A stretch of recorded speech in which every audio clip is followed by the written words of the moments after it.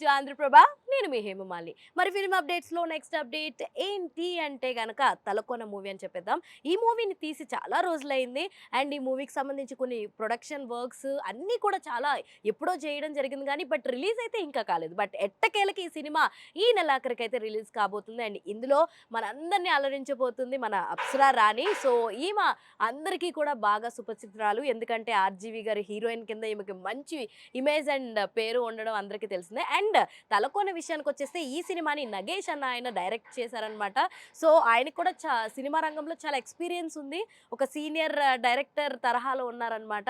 And ఆయన ఈ cinema గురించి ఇంట్రెస్టింగ్ ఫ్యాక్ట్స్ తెలియజేస్తూ 'తలకోన' అన్నది కంప్లీట్ ఒక forest based cinema. So, forest అనంగానే అందరికీ కూడా ప్రకృతి అందాలే గుర్తొస్తుంటాయి. కాకపోతే మా 'తలకోన'లో ఇంకొక కోణాన్ని కూడా మీరు చూస్తారు ఈ సినిమాకి సంబంధించి.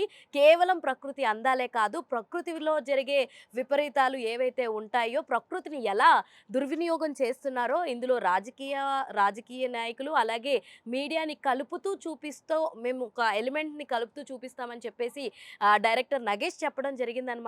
సో, ఇందులో మొత్తానికి లైక్ ప్రతి అంశాన్ని కూడా ప్రతి ప్రేక్షకుడు ఎంతగానో ఎంజాయ్ చేస్తారు ఫ్రేమ్ టు ఫ్రేమ్ అని సో, డైరెక్టర్ చెప్పడం జరిగిందనమాట. ఇందులో అప్సరాని కూడా నటిస్తూ ఆవిడ ఇప్పటిదాకా నేను చేసిన క్యారెక్టర్స్‌లో కాస్త డిఫరెంట్‌గా ఉన్న క్యారెక్టర్ అండ్ కంప్లీట్ షూట్ అంతా కూడా తలకోన ఫారెస్ట్‌లోనే జరగడం.